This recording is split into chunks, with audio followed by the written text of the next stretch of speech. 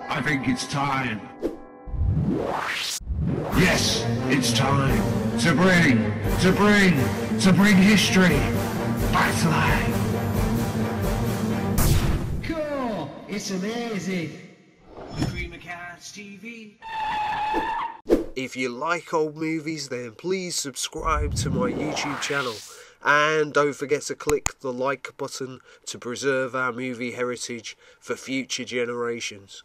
Here we have some great trade cards to show you. Remember, cards like these came with products as diverse as chocolate, tea, soap and cigarettes. Some of the earliest cards date back to the dawn of the Industrial Revolution itself, right through to the early Roaring 20s, when these particular cards were included in packets of Strollers cigarettes.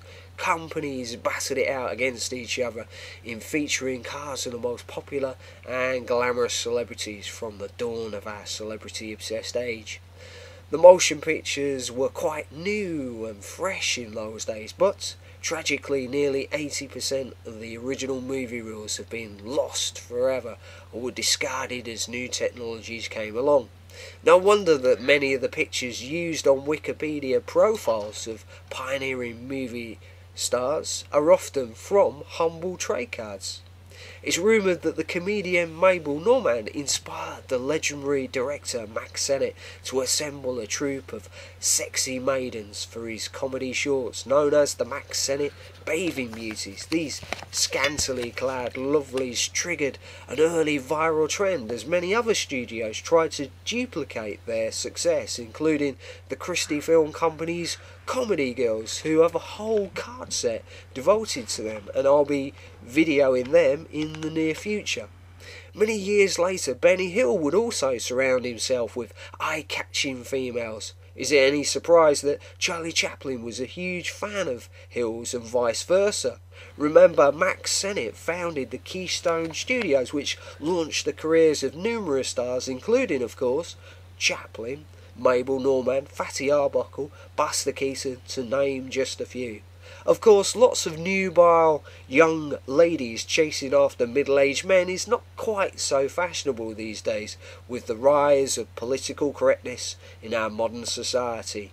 Some of the bathing beauties themselves would also become big stars in their own right, including Marie Prevost, who went on to appear in 121 films, but died at the relatively tender age of 37 from acute alcoholism with just $300 to her name.